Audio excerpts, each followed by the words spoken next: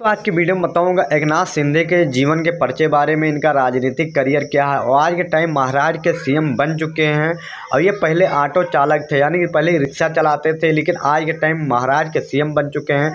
तो आज इनके जीवन के बारे में बताऊंगा, इनका जीवन करियर क्या है, इनकी उम्र कितनी है और ये कैसे यानी महाराष्ट्र के सीएम बने। ये पहले शिवसेना में ही थे और आखिर क्या वजह है, इनके बारे में कुछ फैक्ट भी बताऊंगा। तो नमस्कार दोस्तों आज के वीडियो में आप सभी लोगों को स्वागत है। तो दोस्तों यही कहना चाहता हूँ, वीडियो को स्किप मत करना, वीडियो को पूरा देखना, तभी आप लोग को समझ में आएगा। तो चलते हैं दोस्तों मेन पॉइंट पे। पिछले कुछ दिनों से लगातार समाचार पत्रों और टीवी चैनल पर छाए हुए एकनाथ शिंदे महाराष्ट्र के साथ ही साथ भारत के सबसे चेहरा बन गए हैं और इनकी वजह है एकनाथ शिंदे के द्वारा शिवसेना पार्टी से बगावत करना और 30 से भी अधिक विधायकों समर्थन प्राप्त करना। वर्तमान में शिवसेना पार्टी की सरकार को गिराने की पुरजोर कोशिश एकनाथ शिंदे द्वारा की जा रही है। ऐसे में आखिर एकनाथ शिंदे कौन है, इनके बारे में जानना हर कोई चाहता है। तो आइए जानते हैं एकनाथ शिंदे के जीवन के बारे में। वर्तमान के समय महाराष्ट्र की राजनीति में चर्चा केंद्र बने बिंदु एकनाथ शिंदे का जन्म साल 1964 में भारत देश के महाराष्ट्र राज्य की राजधानी मुंबई में 9 फरवरी के दिन हुआ था। इनके पिताजी का नाम संभाजी नवलू शिंदे और माताजी का नाम गंगवाबाई शिंदे है। एकनाथ शिंदे जी का विवाह लता शिंदे से हुआ है, जो कि एक बिजनेसमैन वूमन है। इन्हें संतान के तौर पर एक बेटा है जिसका नाम श्रीकांत शिंदे है।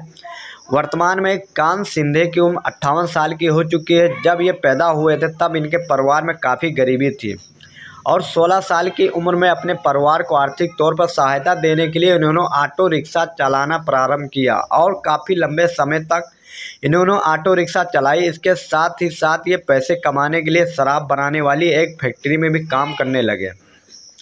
ऐसा कहा जाता है कि साल 1980 के आसपास में बाल साहब ठाकरे के भाषण और उनके विचारों से प्रभावित होकर एकनाथ शिंदे ने शिवसेना पार्टी ज्वाइन कर ली थी। ये वो समय था जब शिवसेना ही एकमात्र इंडिया में ऐसी पार्टी थी जो कट्टर हिंदुत्व के मुद्दे के लिए जानी जाती थी। यहाँ तक कि कट्टर हिंदुत्ववादी नेताओं की अधिक संख्या भाजपा से ज़्यादा शिवसेना में थी। साल 2004 में एकनाथ शिंदे की पहली बार विधायक बनने का मौका मिला और बाल ठाकरे की मौत हो जाने के पश्चात ये तेजी के साथ कट्टर हिंदुवादी नेता के तौर पर महाराष्ट्र राज्य में उभर के आए। हालांकि पिछले 1-2 साल से पार्टी में एकनाथ शिंदे से ज़्यादा उद्धव ठाकरे और उनके पुत्र का कद बढ़ा और यही वजह है कि एकनाथ शिंदे पार्टी से खफा हो गए। देखा जाए तो एकनाथ शिंदे सिर्फ एक नेता के तौर पर पार्टी में रह गए थे, उन्हें ज़्यादा महत्व नहीं दिया जाता था। अब मैं बात करें एकनाथ शिंदे की शिक्षा के बारे में। थोड़ी समझ जब एकनाथ शिंदे को प्राप्त हुई तब इनके माता पिता के द्वारा ठाणे शहर में मौजूद न्यू इंग्लिश हाई स्कूल में इनका एडमिशन करवाया गया। यहाँ से इन्होंने अपनी एजुकेशन थोड़े समय तक पूरी की। हालांकि ये प्रारंभिक एजुकेशन पूरी न कर पाए और इन्होंने बीच में से ही अपनी प्रारंभिक पढ़ाई को छोड़ दिया और फिर अपने परिवार की आर्थिक सहायता करने के लिए ये ऑटो रिक्शा चलाने का काम करने लगे। इस समय इनकी उम्र 16 साल की थी। 1980 के दशक के आसपास में एकनाथ शिंदे की मुलाकात बाल ठाकरे और शिवसेना पार्टी के ठाणे के जिला प्रमुख आनंद दिंगे से हुई। इस प्रकार उन्होंने शिवसेना पार्टी को ज्वाइन कर लिया। भाजपा और शिवसेना के गठबंधन वाली साल 2014 की सरकार बनने के पश्चात इन्हें मंत्री पद प्राप्त हुआ और उसके बाद उन्होंने फिर से एजुकेशन हासिल करने के उद्देश्य से अंतराव चौहान मुक्त यूनिवर्सिटी में एडमिशन लिया और यहाँ से मराठी और राजनीति सब्जेक्ट में आर्ट ग्रेजुएशन की डिग्री हासिल की। अब मैं बात करें एकनाथ शिंदे का परिवार क्या है। एकनाथ शिंदे जी की माताजी का नाम गंगवाबाई शिंदे है। इनके पिताजी का नाम संभाजी नवल शिंदे था। इनके अलावा इनकी पत्नी का नाम लता शिंदे है और उन्हें एक संतान के तौर पर एक बेटा है जिसका नाम श्रीकांत शिंदे है। एकनाथ शिंदे का करियर कैसा रहा है। इन्हें पहली बार पार्षद बनने का मौका साल 1997 में मिला।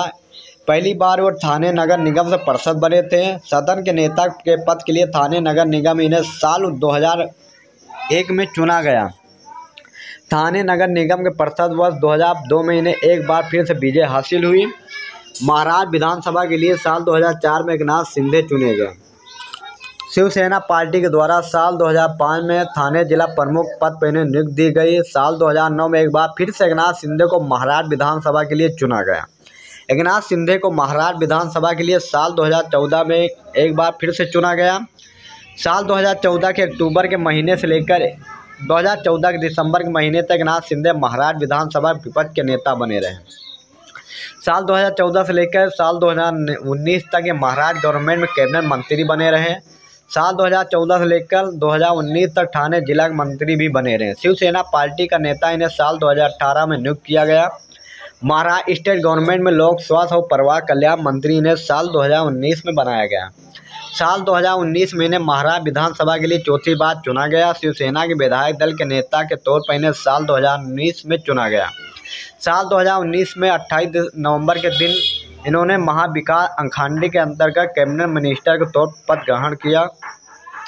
अब मैं बात करें एकनाथ शिंदे का राजनीति में आगमन। शिवसेना पार्टी में शामिल होने की प्रेरणा एकनाथ शिंदे को बाल ठाकरे साहब से नहीं बल्कि तब के शिवसेना पार्टी के कद्दावर नेता आनंद सिंघे से प्राप्त हुई थी। एकनाथ शिंदे ने आनंद सिंघे से प्रभावित होकर के सबसे पहले शिवसेना के शाखा प्रमुख के तौर पर पार्टी में अपनी मौजूदगी दर्ज करवाई और इसके साथ वो थाना म्यूनिसिपल के कारपोरेटर भी बने।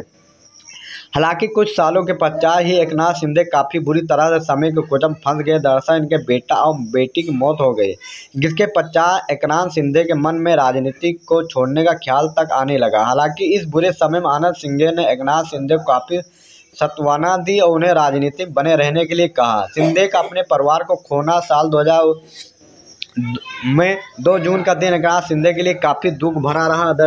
दरअसल इसी दिन महाराष्ट्र के सतारा जिले में अपने 11 साल के बेटे दीपेश और 7 साल की बेटी सुभद्रा के साथ घूमने के लिए गए थे और बोटिंग करने के दरमियान एक भयानक एक्सीडेंट हुआ। इसी एक्सीडेंट में इनके बेटे और बेटी पानी में डूब गए। इस प्रकार से 2002 का समय इनके लिए काफ़ी दुखपूर्ण रहा। हालांकि अब वर्तमान समय इनके पास इनका एक बेटा मौजूद है। तो दोस्तों आज की वीडियो ये चीज़ आप लोग बताना चाहता था, इनके बारे में और बहुत कुछ बताऊंगा। तो आप लोग चैनल को सब्सक्राइब कर लीजिएगा, बेल आइकन में दबा दीजिएगा। आज के लिए इतना ही, मिलते हैं नई वीडियो में। जब तक के लिए जय हिंद जय भारत।